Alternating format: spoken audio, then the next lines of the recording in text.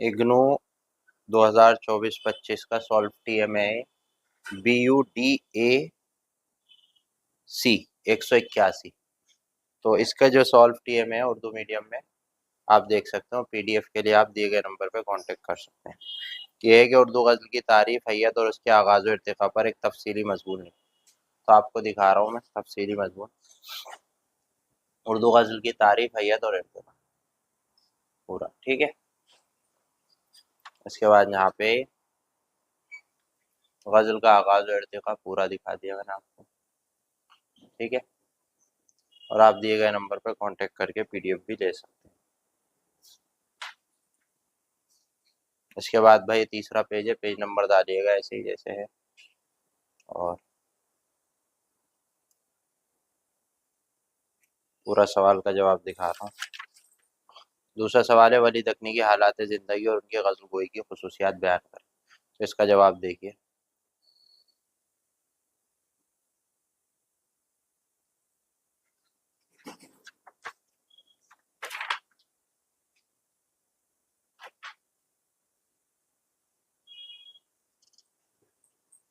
پورا میں دکھا رہا ہوں، اردو زبان کا فروغ، عشق اور جمالیات، صوفیانہ رجحان، ولی دکنی کی اہمیت۔ تیسرا سوال ہے، مندرجہ ذیل اشعار کی تشریح ما ساقط و سباق لکھیں۔ یہ پورا دکھا رہا ہوں آپ۔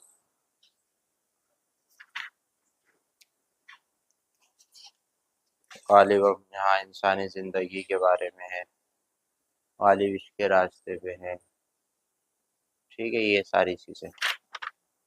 چوتھا ہے، غزل کی مقبولیت کے اسباب بیان کریں۔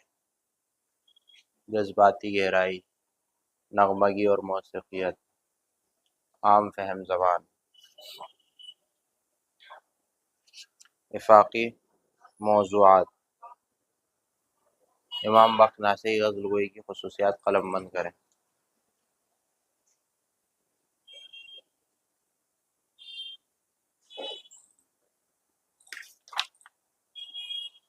روزمرہ زبان کا استعمال،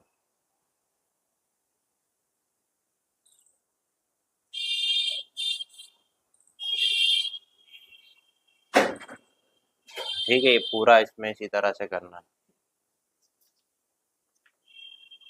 اس کے بعد جو ہے میر تقی میر کی حالات زندگی، اس کا جواب آپ دیکھ سکتے ہیں، ٹھیک ہے۔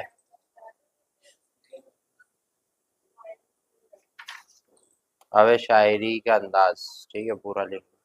ساتواں سراج اورنگ آبادی کی غزل گوئی کی خصوصیات، تو پوری غزل گوئی کی ان کی خصوصیات آپ دیکھ سکتے ہیں، ٹھیک ہے۔